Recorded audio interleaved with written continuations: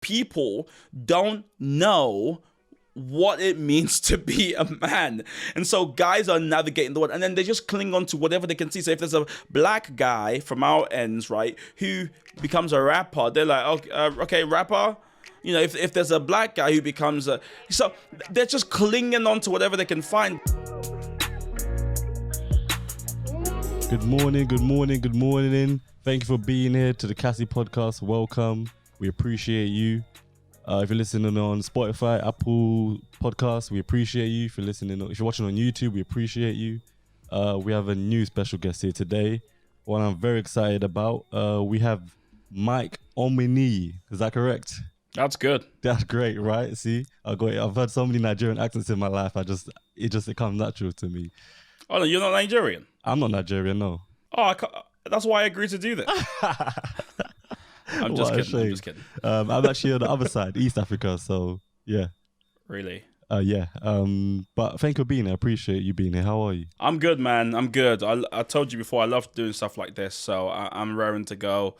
I've seen other episodes you folks have done, and yeah, everything looks good. It looks really good, and not just looks good. It seems like there's a lot of meaning and value in the stuff you do. So I'm honored to be taking part in this. I appreciate that. The main goals of this thing is to give people, voices, people who may not have their voice already, people like you who already do have their voice, but just to give them even more of a platform. So I appreciate you being here. How do you like my black t-shirt? I remember you saying you only wear black t-shirts. I thought, you know what? Let me make you feel comfortable and let me wear a black t-shirt also. Good. It's odd. I am trying to wear more color these days. Yeah, so, yeah. But right now, listen, it's just black. I just wear black t-shirts. And that's it.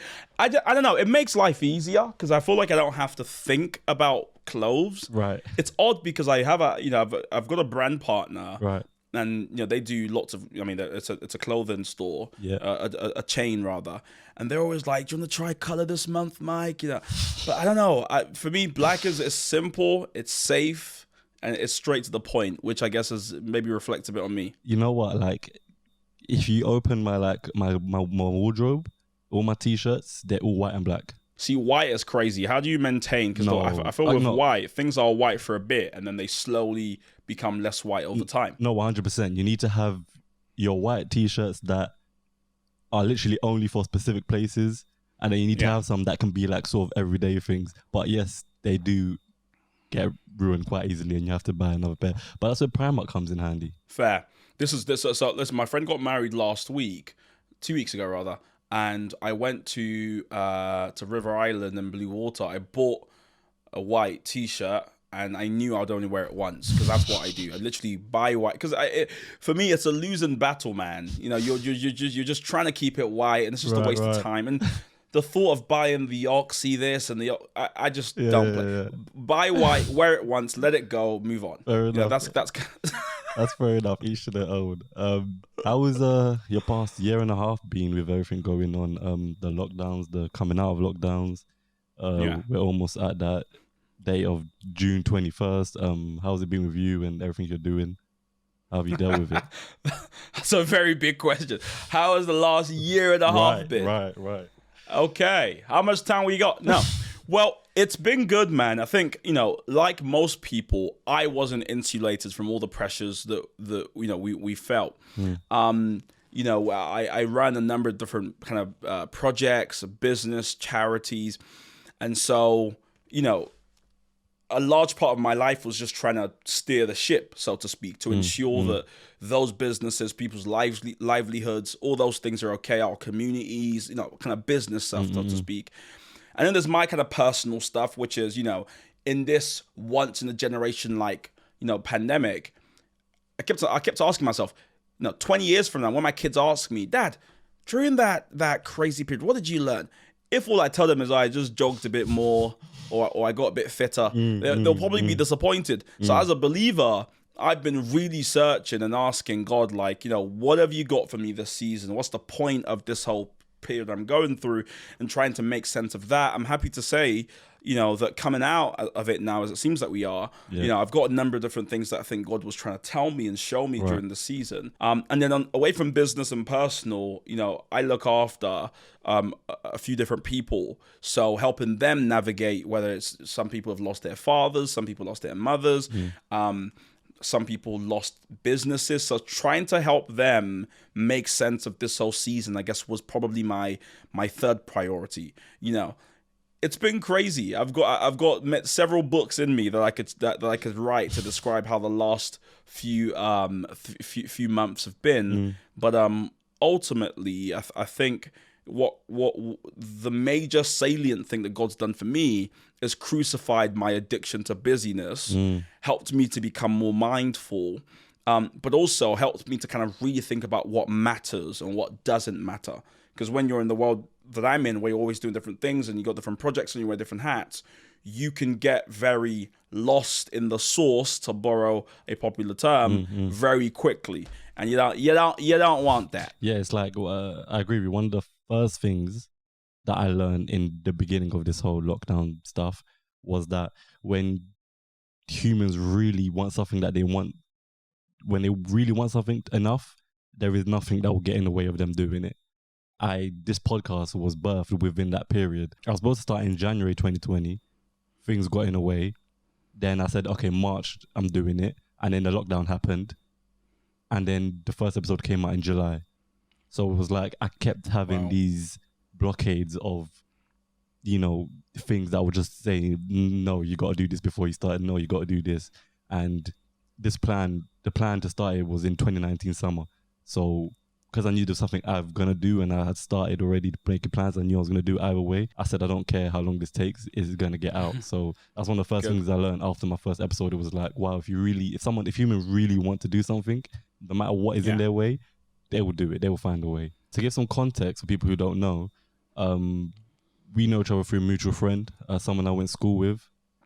Big shout out to Joseph and Rich and Broke. Actually, I've got his top on right now, Rich and Broke. And so you mentor him. You mentor some people? Yeah, about 30 guys. Okay, nice. So I went to school with Joseph, and I see some of him share some of your stuff because I've got him on social media and whatnot. And your face was familiar.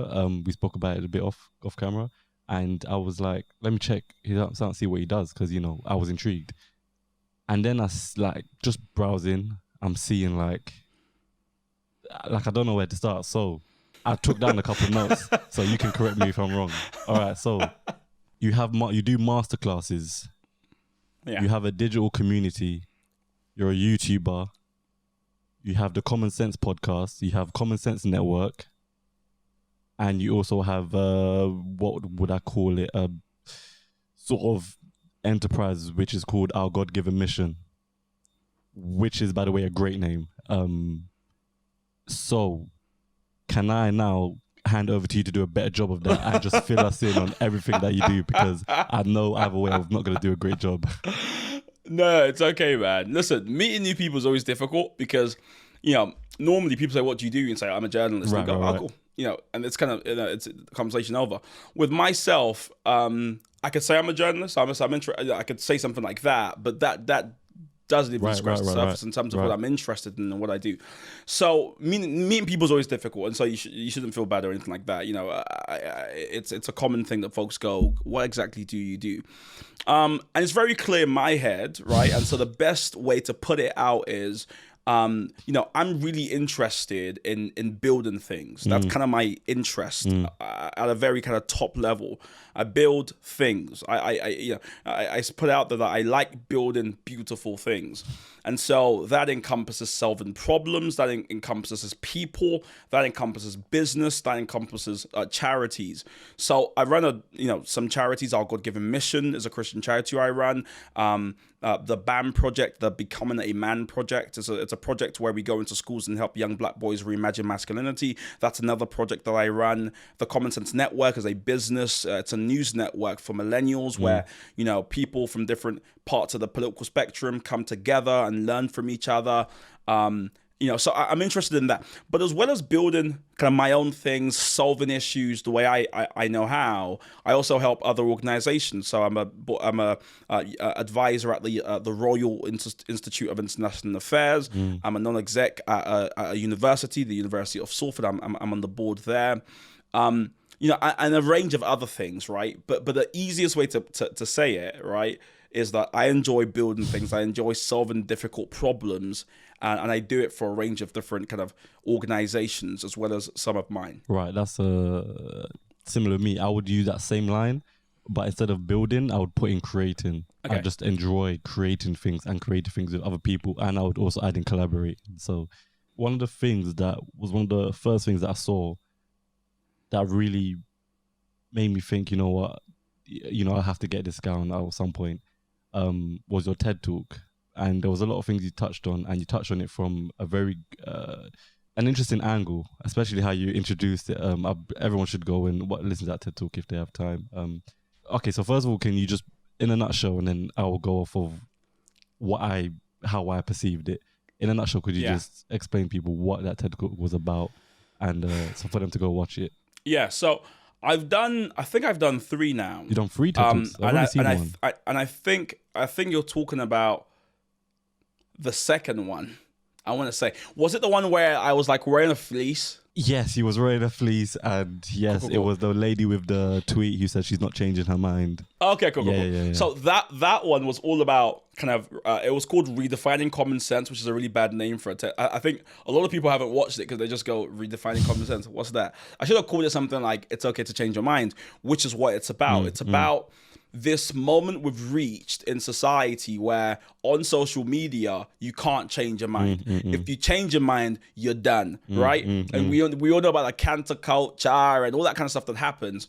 The whole essence of the talk was to encourage people to do that thing we used to do, years ago, which is, put something out there. Right.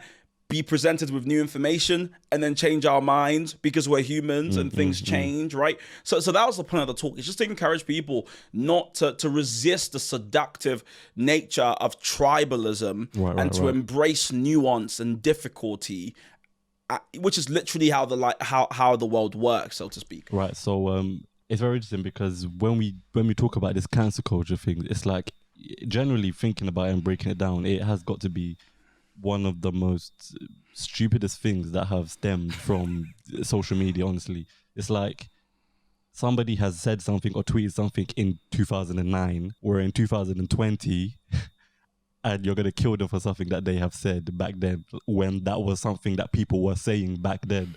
It's like, understand that people can actually grow up and understand and experience life and change.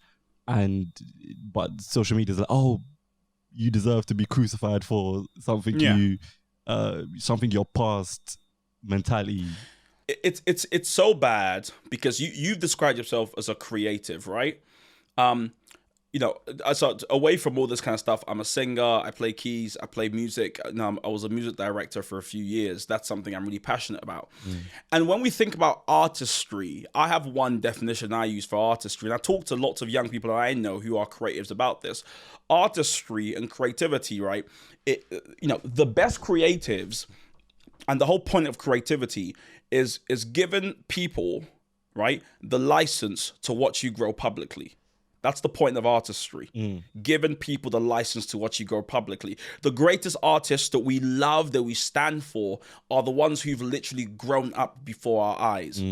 For that to be the case,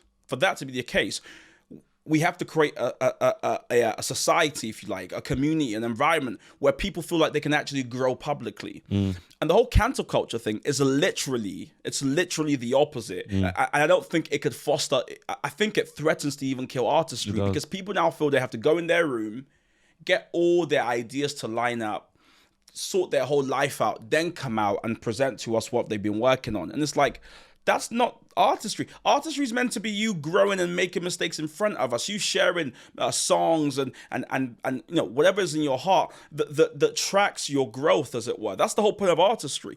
But with this counterculture thing, it's so insidious because it stops people from being able to truly emote and share who they fully are online. And what's going to happen is we're going to get way less good quality music. And I think we're seeing that already, all the trash that comes out these days. And secondly, it's really going to ruin the way we're meant to be doing democracy, which is we're meant to be talking to each other, learning from each other, arguing.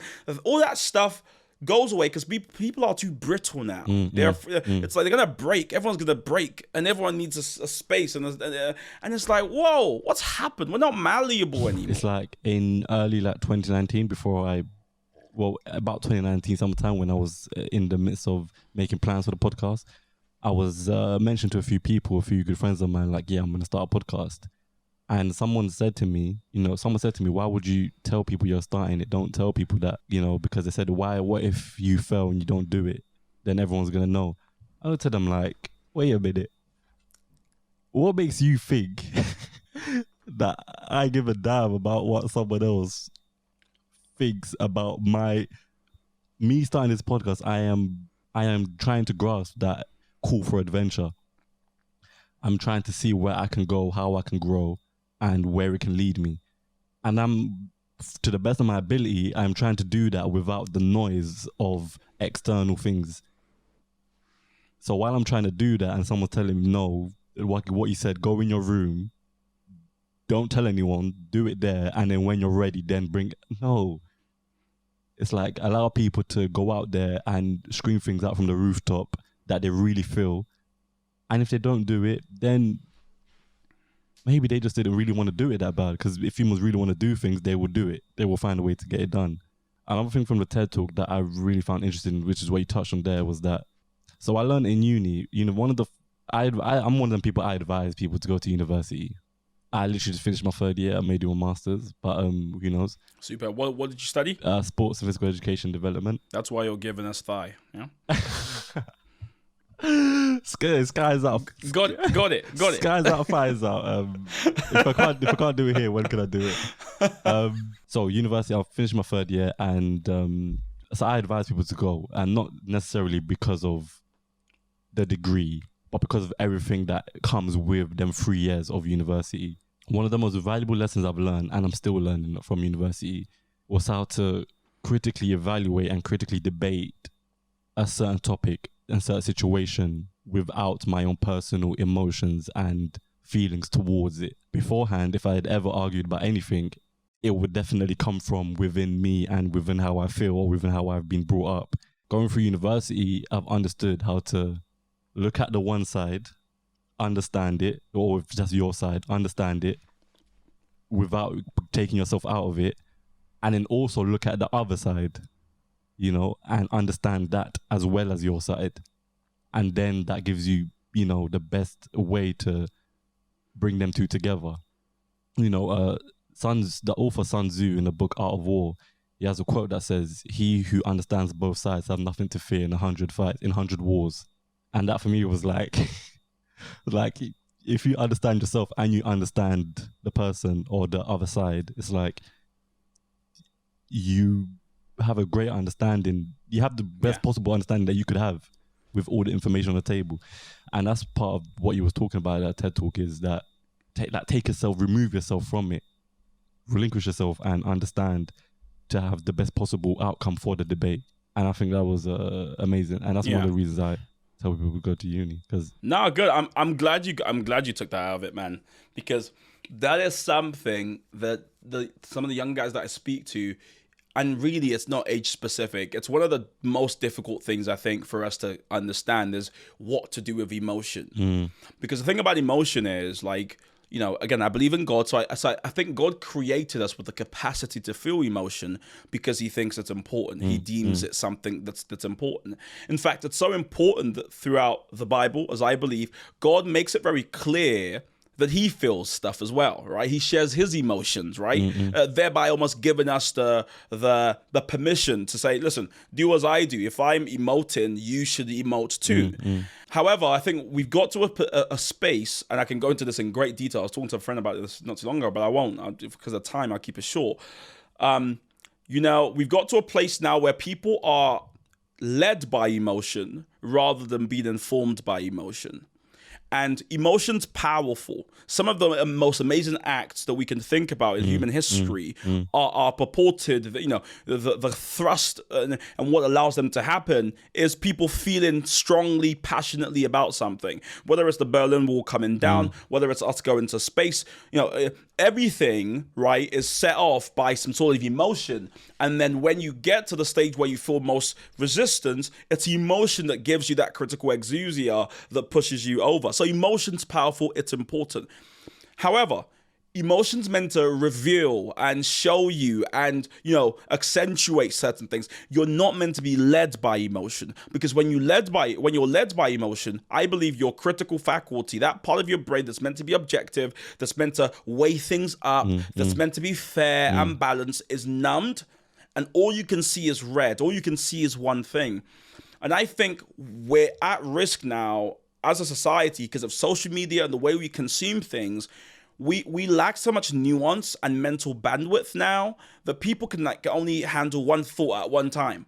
And you're like, what happened to walking and chewing gum? What happened to, holding different ideas and tension in your mind at the same time? What happened to nuance, right? We've got to get back to that because we're at risk of becoming very kind of, very lateral in our thinking, when really we've got to be dynamic. And I don't want to do this thing of making it, stoicism versus emotional, because that's wrong. Emotions are important. We just have to be informed by them and not led blindly by them. It's really like, just to add on to that, it's like in life, most things now we are, everybody has got some sort of chain that's led by something that's dragging them along in life. They don't have control over it. It's around their neck and it's taking them wherever they want it to go. So emotion is one aspect that it's got a chain, and this chain is linked to your neck and it's just taking you. Some people like that. For some people it's social media. For some people it's family member. If we can somehow learn to, which is not difficult, it takes a lot of understanding and a lot of internal diagnosis for us to understand that you need a balance in almost every aspect in life. You need a balance, and that balance in emotion, like you said, is understanding it and being aware of it, but then not letting it dictate you and your life and your decisions.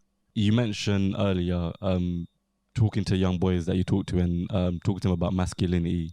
I often think about me being a young black boy growing up where I've grown up. I often think about where did you grow up? So Southeast London. So Woolwich, Charlton, around there. Oh, good. Yeah. Ends. Yeah, ends. I grew up there too. Okay, crazy. This is why your face is familiar. But when you was watching me and you was going to school, I was probably like a little kid about primary school. Yeah. I don't know. I probably bumped into you at the local Tesco or something. Who knows? But yes, I often do think about the connections with me between my masculinity and what that means for me and my emotions and how I navigate emotions. I feel like I'm in tune with my emotions and how I feel, and I don't let it lead me to make decisions. I feel like when I feel like it is getting to a heightened stage, I'm self-aware enough to be like, okay, you know what? Let me remove myself from this situation, because I know that right now my emotions are gonna tell me to do something that I don't want to do. So let me remove myself from the situation, let the emotions die down a bit, and then make a decision on whatever it is. And I'm constantly thinking about them two things simultaneously: masculinity, emotions. Masculinity, how do I define masculinity? How am I perceived in terms of masculinity?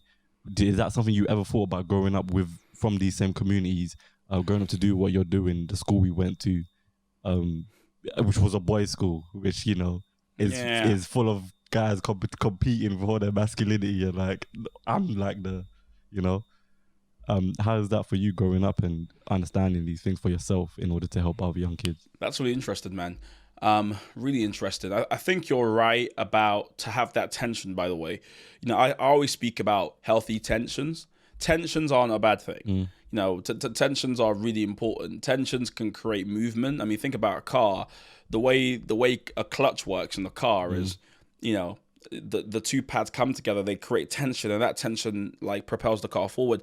So I don't think tension's normally bad, and I think working and trying to work out how to balance something in your head, it's a good thing. I don't think you should ever be in a place where you're like, I figured out masculinity, done. It's like, probably not, right? In a similar way, yeah, it's we're touching on these massive topics. I'm like, how do I skin it? Like, where do I come in from? I didn't tell you. It's good. No, it's good. I feel sorry for your listeners. Like, what's Michael doing? He's just saying everything. Now, the masculinity point, what is a man? If we start there, like, right. Who knows, right? In today's society, there's a lot of different things that folks cling on to. I think we all have to pick our reference point. I'm a believer. I'm a Christian. So my reference point is the Bible. And I'm very happy saying that wherever I am, whether I'm in a meeting with tech people or I'm in church, I'm going to say what I believe. And what I believe is I believe in Jesus, right? And so for me, God, who I think created us, actually gives very clear definitions, if you like, of what masculinity is, who men are, and he does it in view of what they're meant to do. Sorry, my Siri's trying to get involved. He does it in view of what men are meant to do, right? So he ties who they are, we're all created in the image and likeness of God, with their tasks. So Adam's given this task of naming animals, And woven into all of that, right, is God's depiction of what men are meant to do, what they're meant, why they exist, right? There's the biological part, the fact that men, and this is controversial in the world we live in, but typically have a certain reproductive organ, a penis, but on top of that have a certain frame, have the is it the XY chromosomes, the XX? Which one is it? Yeah, that's I forgot, but. My mom will be very disappointed. She's a medical professional. She was like, Michael, what's a shame? But the point is, there's the biological aspect, but then the role that men are meant to fulfill in the world. I believe God gives men great vision, and God makes men visionaries. Can women have vision? Of course they can. That's not the point. The point is, if you think about in the Bible, what does God give men? He makes them visionaries. He gives them a task. So men are workers. It makes them providers, right? It makes them leaders. And this is not the domineering type of leader. This is a kind of cultivating and bringing out the best in other people type of leader. All those things are part and parcel, I think, of what God has designed and created men to do. And, as a believer, I believe too that God has given men dominion over the earth. So men are meant to subdue the earth, make good things out of the earth, not out of other people, but the earth. And I just find all of that seems and probably sounds like some old school hogwash to a lot of people. But here's the thing. As we've pushed away those traditional religious even thoughts about what masculinity is, we've created this nebulous, foggy reality now where men don't really know what to cling on to. Like, they're kind of like, so in removing what we perhaps thought was too boring and old-fashioned and misogynistic, whatever it is that people believe about the Bible, we've pushed that away, and we've now ushered in this new apathetic, nebulous, weird, where everyone's just like, I don't know. And I think in part, it's why there's such crazy, mental health issues amongst men these days. I think it's why you're seeing suicide at the highest rate it's ever been, because people don't know what it means to be a man. And so guys are navigating the world, and then they just cling on to whatever they can see. So if there's a black guy from our ends, right, who becomes a rapper, they're like, okay, rapper.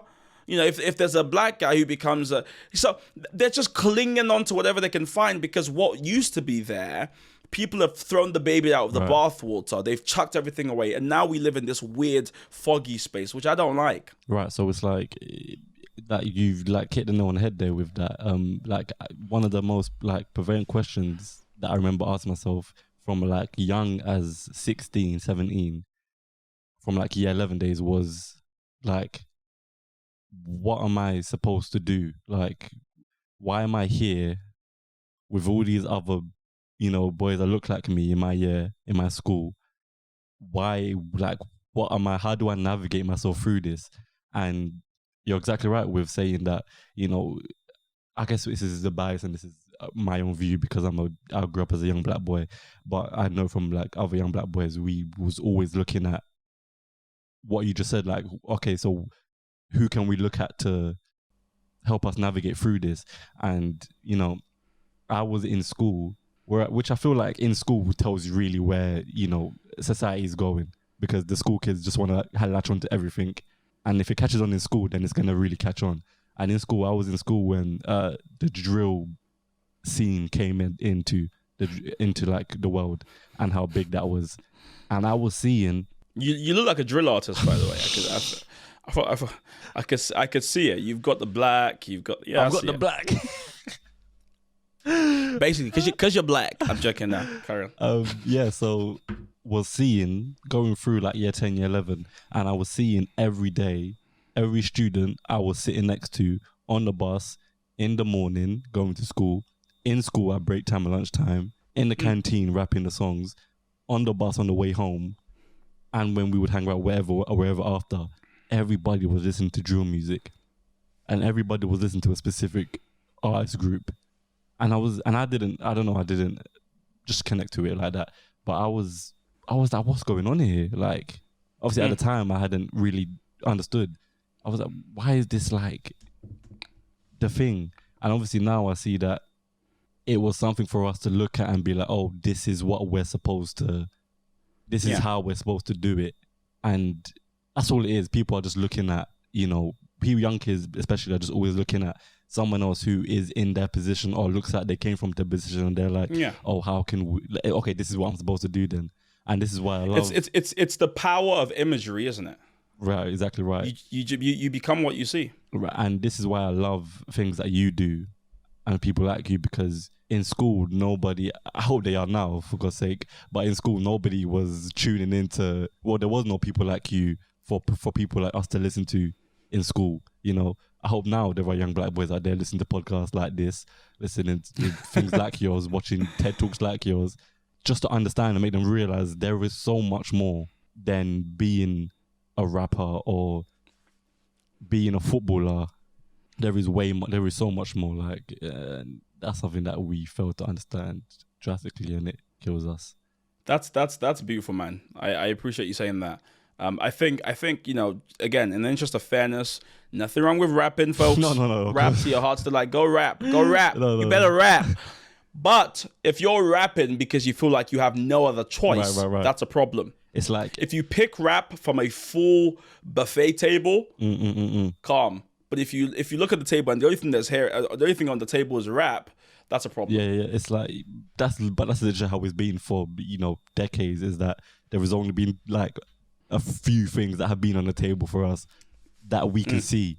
But if you looked under the table, there was plenty of stuff that you could... Oh, come on. You better stress this analogy now. If you looked under the table, there was plenty of stuff that you could, there was... What about in the fridge? I love analogies because I have a very childish mind. So my mind just starts doing the most. Right. I'm like, well... Right, so them like huge fridges. You open the big door and you see all the food there in front of you. That's all you can see. But if you just see the freezer compartment down the bottom, just like that one open, you see the little trees in there. So I work fast with it. Yeah. But you have to take it out quickly or it freezes. Right. And you don't want it to. You have to defrost it. Right. I'm joking. Sorry. Let's carry on. So I want you to tell me and tell people listening about the Common Sense Network. And about how that came across, because I believe you are the founder. Yeah. Yes, how that came across, how you started it, what made you look at it and think, like you said, you must have seen a table full of things and you thought, no, I want to do this. How did that come about? What really sparked that? Yeah. I'll give you the Cliff Notes version because it's actually, it's in line with what you've just spoken about, what you're saying. Yeah. We become what we see. The media is so important. Now, growing up, I didn't care and I didn't think it was important. I was doing my master's degree in political science, philosophy, and politics. And I was like, I'm actually tired of this Daily Mail stuff. They used to always talk about black people this, black people that. You know, sometimes a black person will die. They just put a picture of Stormzy up and be like, we don't even know if it's him or not. And I was just thinking, what is all of this? You know? So with a couple of friends, I started speaking to different people, and I was trying to ascertain, who else was angry. You know, when you're angry, you're trying to find someone else who's angry. Anyone angry about this? Is right? It just me or like? Is it just me? You know, and people are like, yeah, we're angry as well. So literally, I said, all right, cool. Well, me being me, if something's wrong, I'm gonna try fix it. Like I'm gonna try build something. So literally. I did all the costings. I was like, okay, cool. We need £100,000 to get started. I wish I had an uncle I could call, like, yo, uncle, whatever. And I didn't, so I decided to do a crowdfunder. So we raised over £50,000 in 50 days to get started on Kickstarter.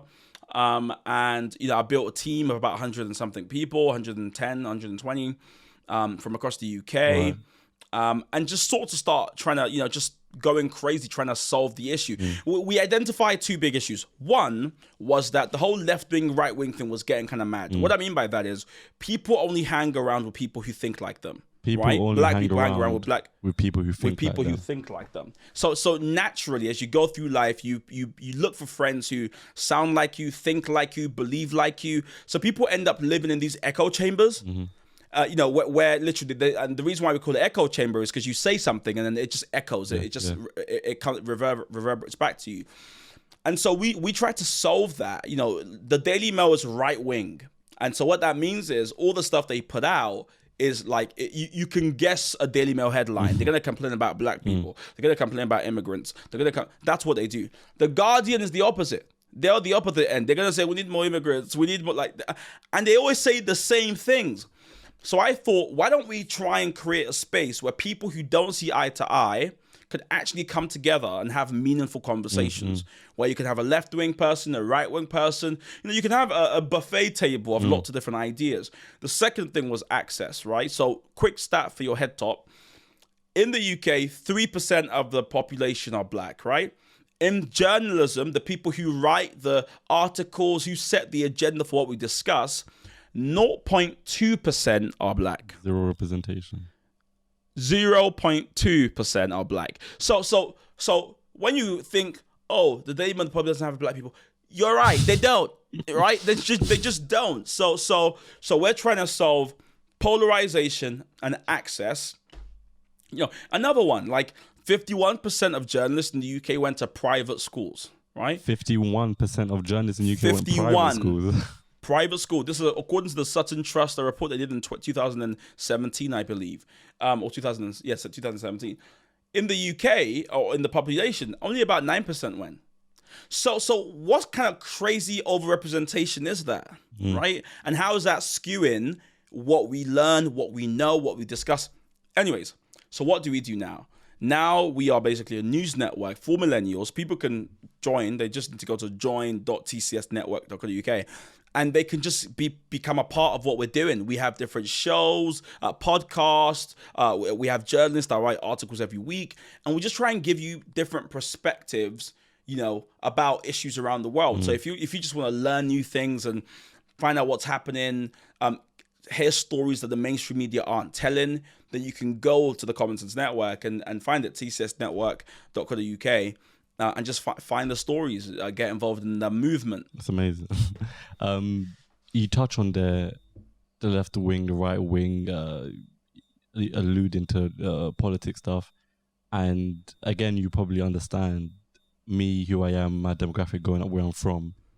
That was another realm. Like that was not there was no way in shape or form I felt like that was affecting me. I didn't give it any time of day. Even right now, I'm a bit more aware of it, but I'm still and I know I'm gonna have to get to a point where I'm going to have to be aware.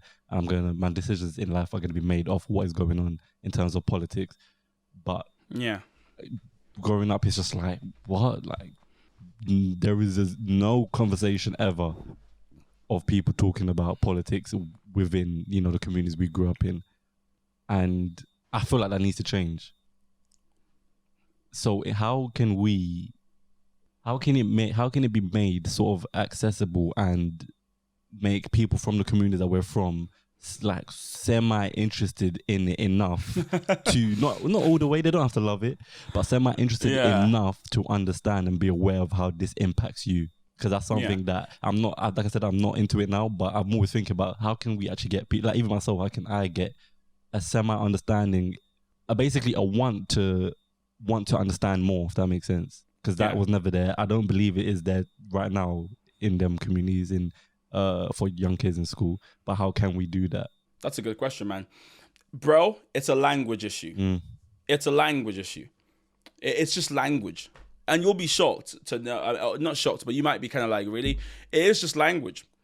Everyone cares about politics. It's just language, right? I have a friend who says, if you don't do politics, politics will do you, right? And people need to kind of think about that. Like, people make decisions about your life, and you're like, I don't mind. Here's what we have to do about language. People hear political party, they hear left wing, right wing, and because they don't understand those terms, what jargon does is it makes you feel like, oh, it's too much. Right. It's too much, right? It's like when someone talks about a sport I don't understand. They're like, oh, bro, in cricket, LBW, leg before wicket. You're just like, yeah. You're like, you don't even know where to begin. You're like, what do I need to watch a documentary about cricket?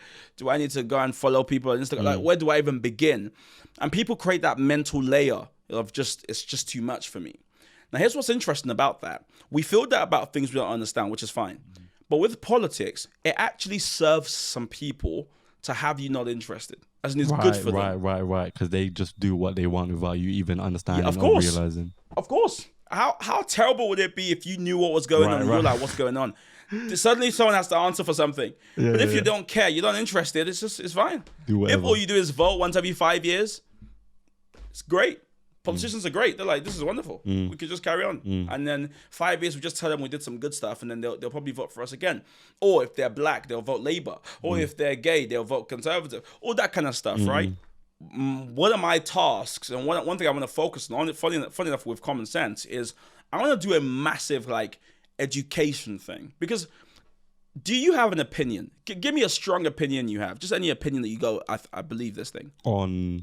Anything. Just life. A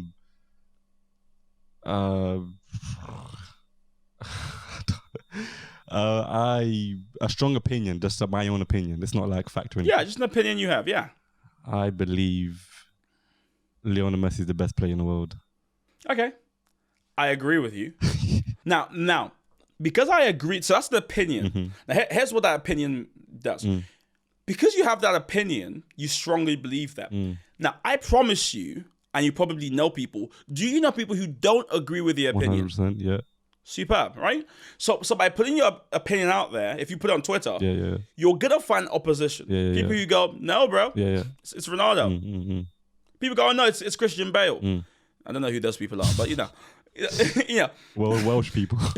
We'll call them with the Green Party. Just weird people. Like, what are you guys doing? Anyways, now I agree with you. So the minute I go, yo, bro, you're right. Therefore, he's the best. Did you see how many times he won the Ballon d'Or? As that happens, as you find people who support and believe you, that's a party, right? You've got a party. Now, we put political in front of it. People go, but if you take away the political, that's a party, a group of people who have shared beliefs in something, in agreement on something, right?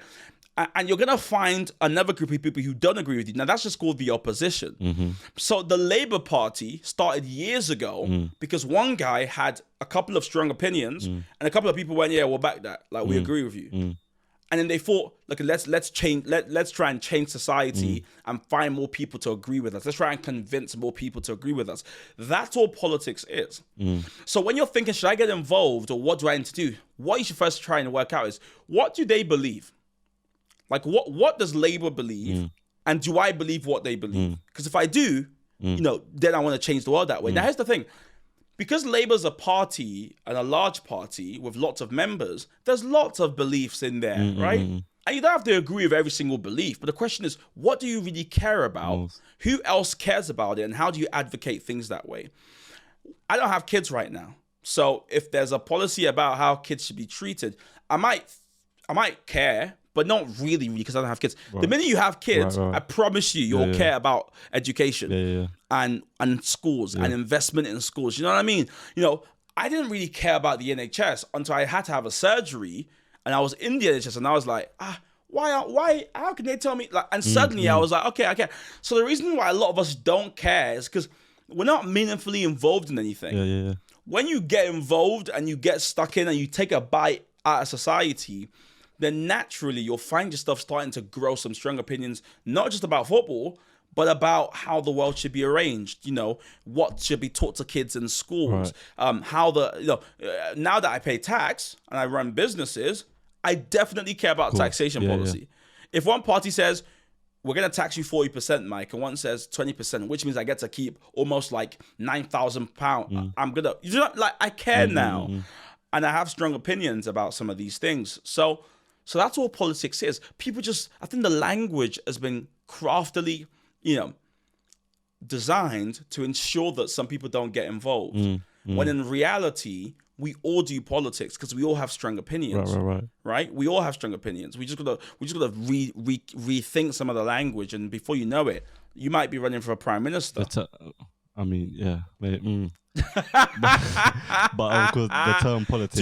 Too far. Yeah, you got a bit. Yeah, but the term politics has just been, it triggers a certain type of understanding in our minds. We're just like, I thought you hit on the nail on the head, because there was the last time I really thought, you know what, let me really take time to understand this, was when the whole Brexit debacle was happening in the beginning, and I thought, you know what, let me, and really try to unpack this, because this was everywhere, like when it first really came out, and it was like what you said. I went on some articles, I went on some pages, I was trying to understand it, I got the gist of it, but I was just like, I was reading things that I just never came across, and I didn't understand. I was like, I did it for like 5 minutes. Too much. I did it for like 5 minutes and I took it off. So that was my question, like, how do we navigate this through a way that is understandable to us and we can comprehend it? And I guess, like you said, the language, if we just understand that it's just language and it's things that happen in our everyday lives anyway, that would be a better way. If people want to join, they legit should go on TCS Network. .co.uk, because over the next month or so, I really want to spend time defining key political terms. What's left wing, what's right wing, where did the Labour Party start? I'm really just helping people with like a kind of political jargon kind of thing, so people kind of feel like, okay, I actually know what's going on now. So if people are interested in that, they should definitely check that out. So they just go to join .tcsnetwork.co.uk and over the next few weeks, as stuff comes out, they should feel a bit more empowered to get involved. It's like, and one of the things that don't help is that we are not all the time, we're not doing something as simple as like reading books. That's something like in our community, it's like reading, like I don't want to read, but like I also going through uni, I've learned so much that like reading like work from scholars and peer-reviewed things, it's like it puts everything in such perspective, and when you actually fully understand it, it's like everything else in that topic becomes so much easier to comprehend through just the efforts of reading. And it's like people just need to read more. Just read more. People should read and write more in life. I don't feel like people do that enough. And writing doesn't necessarily have to be anything specific. Doesn't have to be a rap, doesn't have to be a poem, doesn't have to be a story. Just write. And something will come of it, and it will improve you. So yeah, there was 100 other things on my list to and that's not an exaggeration. But one of the most important ones that I feel like I want to finish on is why Life of Pi? You said that's your favorite book. Why Life of Pi? Because I seen the movie and you said the movie was awful. I didn't know about the book. The movie is terrible. Yeah, exactly. And I thought the movie was Where did you hear me say this? Where did I put this out? On YouTube. Life of Pi. I read it at a time in my life where I read it, I think I would have been in, I don't remember. But I read it and my mind went crazy with imagery. Right. Okay, now I understand why you say the movie's terrible, because you already have something. Oh my, when I watched that movie, listen, I was so disappointed. I was like, what the heck is this? Because in my mind, this is the power of reading, right? A couple of words, my mind is doing bits. Right. Like my mind's flying. I'm like the tiger, take it. And my mind's just going crazy. There's no limit. And no limit. And that's just the thing about imagination is that literally there's no limit. And one of the key things that unlocks your imagination is reading, because it forces your brain to slow down. It forces you can't think about other things than read. It just doesn't work, you know. So it's one of the only things that forces you to pay attention and to really take time, you know. And then it unlocks that part of your brain where you just think and dream and imagine, right?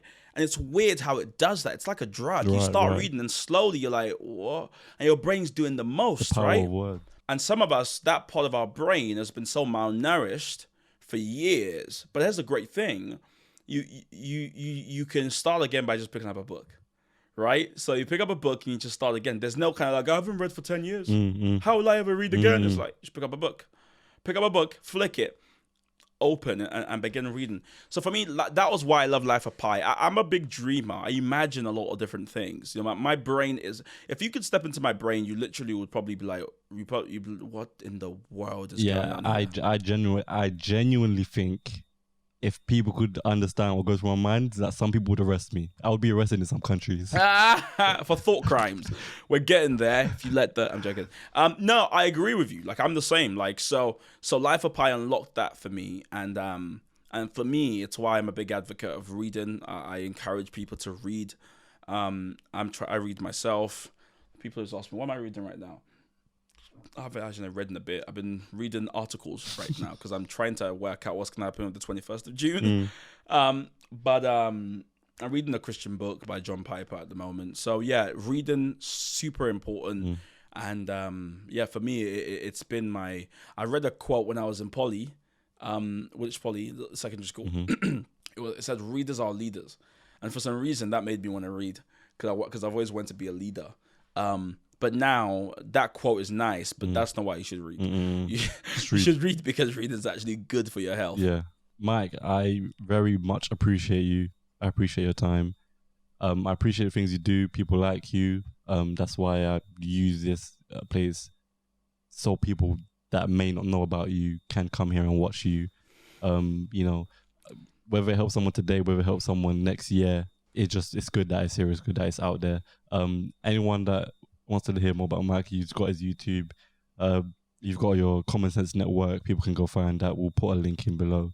And I appreciate you, Mike. Thank you for joining me. I appreciate what you do, bro. I appreciate the way you do what you do, which is, it's very rare that you meet kind of folks who are trying to make sense of the world and have a real kind of purity of pursuit, such that they're kind of, figuring it out as you go along.